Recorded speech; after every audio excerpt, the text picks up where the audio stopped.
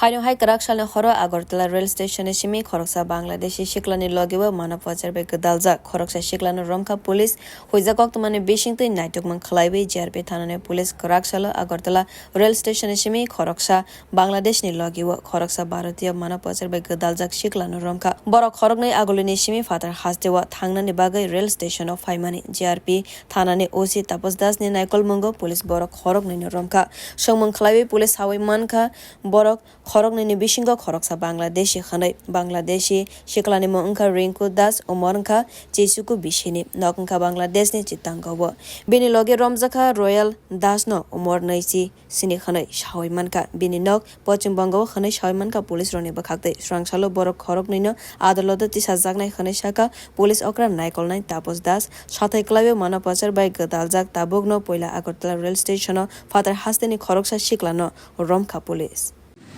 হ্যাঁ আমরা গতকালকে গোপন সংবাদে আছে যে একটা বাংলাদেশি র্যাকেট একটা গ্রুপ আছে তারা মানে